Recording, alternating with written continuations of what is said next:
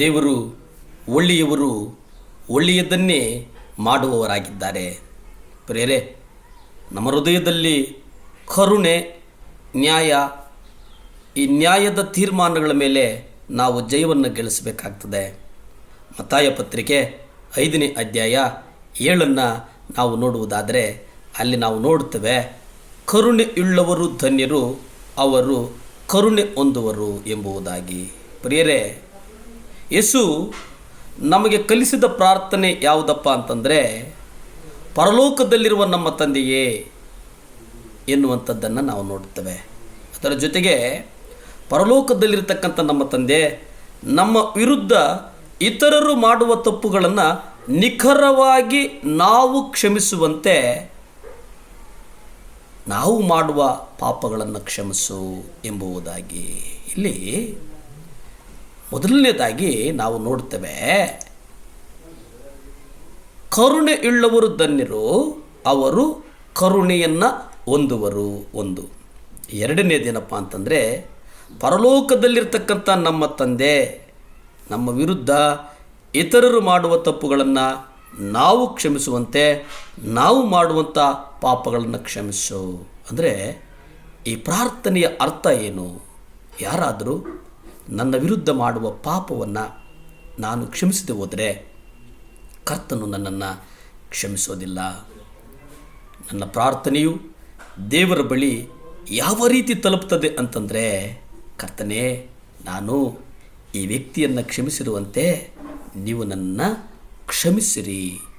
ಆದರೆ ನಾನು ಇನ್ನೊಬ್ಬನನ್ನು ಕ್ಷಮಿಸದಿರುವಾಗ ನಿಜವಾಗಿ ನನ್ನನ್ನು ಕ್ಷಮಿಸಬೇಡವೆಂದು ನಾನು ಕರ್ತನನ್ನು ಬೇಡಿಕೊಳ್ಳುತ್ತೇನೆ.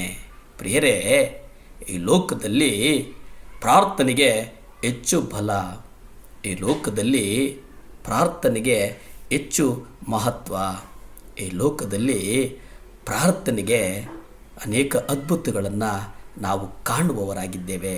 ಪ್ರಾರ್ಥನೆ ಉತ್ತರಗಳನ್ನು ತಂದುಕೊಡುತ್ತದೆ, ಪ್ರಾರ್ಥನೆ ಬದಲಾವಣೆಗಳನ್ನು ತಂದುಕೊಡ್ತದೆ, ಪ್ರಾರ್ಥನೆ ಜಯವನ್ನು ತಂದುಕೊಡ್ತದೆ.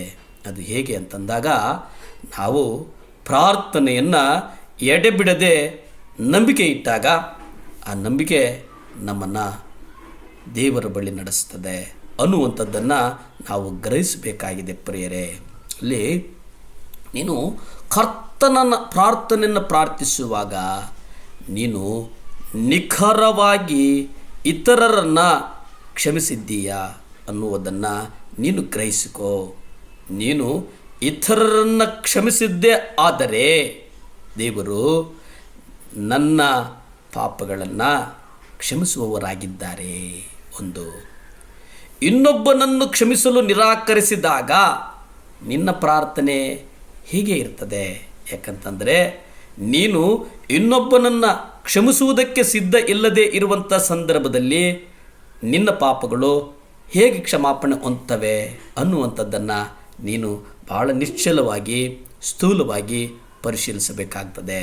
ಯಾಕಂದರೆ ನಾನು ಅವನನ್ನು ಕ್ಷಮಿಸಿದ್ದೇನೆ, ಆದರೆ ಅವನು ನನಗೆ ಮಾಡಿದ್ದಕ್ಕೆ ನಾನು ಅವನನ್ನು ಬಹಳವಾಗಿ ದ್ವೇಷಿಸ್ತೇನೆ. ಆದ್ದರಿಂದ ಕರ್ತನೆ, ನೀನು ನನ್ನನ್ನು ಕ್ಷಮಿಸಿದರೂ ನಿನ್ನ ಮನಸ್ಸಿನಲ್ಲಿ ನನ್ನ ಬಗ್ಗೆ ದ್ವೇಷವನ್ನು ಹಾಗೆ ಉಳಿಸಿಕೋ ಅನ್ನುವಂಥ ಒಂದು ಭಾವನೆ ಬರುವುದು ಬೇಡ. ನೋಡಿ, ನಮ್ಮ ಹೃದಯದಲ್ಲಿ ನೀವು ಪ್ರೀತಿಗೆ ಎಡೆ ಮಾಡಿಕೊಡಿ, ಹೃದಯದಲ್ಲಿ ಒಬ್ಬರನ್ನು ಒಬ್ಬರು ಕ್ಷಮಿಸುವುದಕ್ಕೆ ಎಡೆ ಮಾಡಿಕೊಡಿ, ಹೃದಯದಲ್ಲಿ ಒಬ್ಬರನ್ನು ಒಬ್ಬರು ಆಲಿಂಗನ ಮಾಡುವುದಕ್ಕೆ ಎಡೆ ಮಾಡಿಕೊಡಿ. ಅವನು ನಿನಗೆ ತೊಂದರೆ ಮಾಡಿದ್ದು ಮಾಡಲಿ, ಅವನು ನಿನ್ನನ್ನು ದ್ವೇಷಿಸಿದರೆ ದ್ವೇಷಿಸಲಿ, ಆದರೆ ನೀನು ಅದರ ಪ್ರತಿಫಲವಾಗಿ ಅವನನ್ನು ಪ್ರೀತಿಸು. ಸಾಧ್ಯವಾದಷ್ಟು ಪ್ರೀತಿಸೋಣ, ಸಾಧ್ಯವಾದಷ್ಟು ಪ್ರಾರ್ಥಿಸೋಣ, ಸಾಧ್ಯವಾದಷ್ಟು ಅವರನ್ನು ಒಪ್ಪಿಕೊಳ್ಳೋಣ. ಅದು ಕರ್ತನ ನುಡಿಯಾಗಿದೆ. ಪ್ರಾರ್ಥನೆ ಮಾಡಿಕೊಳ್ಳೋಣ.